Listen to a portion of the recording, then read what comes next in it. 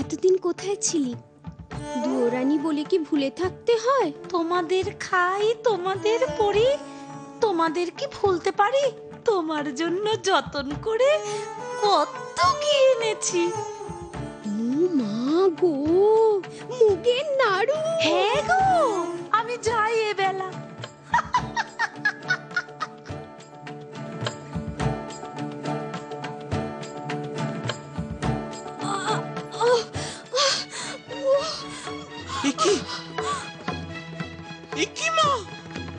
তোমার কি হলো? আমি এক্ষুনি বন থেকে ওষুধ নিয়ে আসছি। তুই রাজামশাইকে খবর দে বাছা। মন্ত্রীবর, তুমি এক্ষুনি রাজবৈদ্যকে খবর দাও, বড়রানীর কি হলো? না মহারাজা, তার আর দরকার নেই।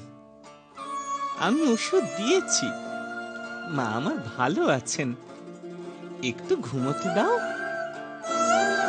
এইভাবে 4 দিন পর বড়রানী চোখ মেলে চাইলেন। বানর আবার এলেন রাজার কাছে। মহারাজ, বড় রানী সেরে উঠেছেন। ছোট রানী ওই ডাকিনী বুড়ির সঙ্গে ষড়যন্ত্র করে আমার মার এই দুর্দশা করেছে। কি বলছো তুমি? হ্যাঁ মহারাজ, আমি গণনা করেছি, ঠিক বলছি আমি। মহামন্ত্রী, এক্ষুনি তুমি ছোট রানীকে বন্দি করো, আর ওই ডাকিনী বুড়ির মাথা মুড়িয়ে ঘোল ঢেলে গাদায় চড়িয়ে দেশের বাইরে বার করে দাও।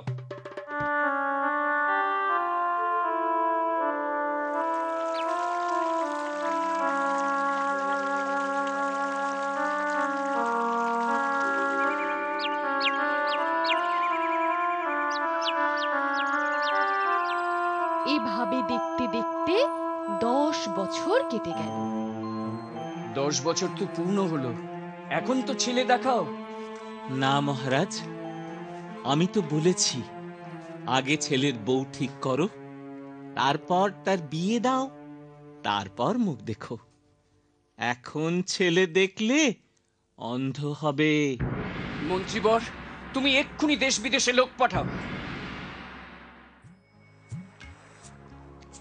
অবশেষে রাজা পাটলি দেশের রাজকন্যাকে পছন্দ করলেন।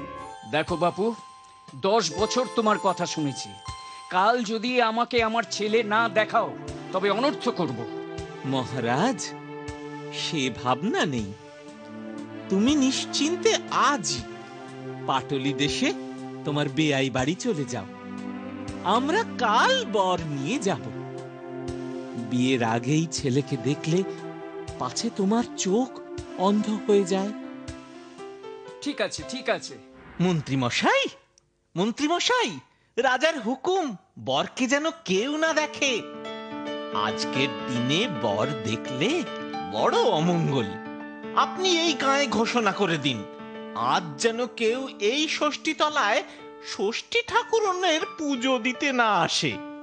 আপনি পাহারা বসান। তাই হবে। ওই বটতলায় আমার ছেলেরা খেলা করছে, তোর যেটিকে পছন্দ সেটিকে নিয়ে বিয়ে দেখে যা।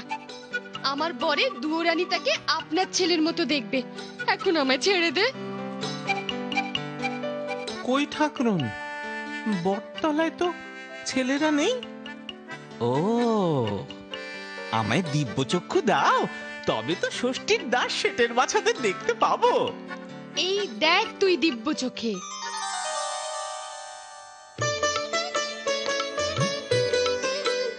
বাহ,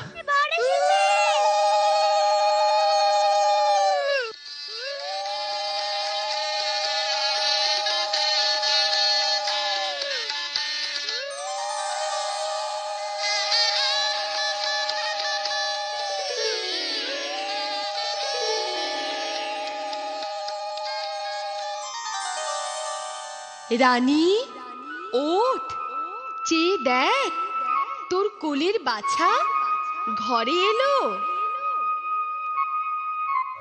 এরপর বড় রানীর আর কোনো দুঃখ রইল না, সবাই সুখে শান্তিতে বসবাস করতে লাগলো।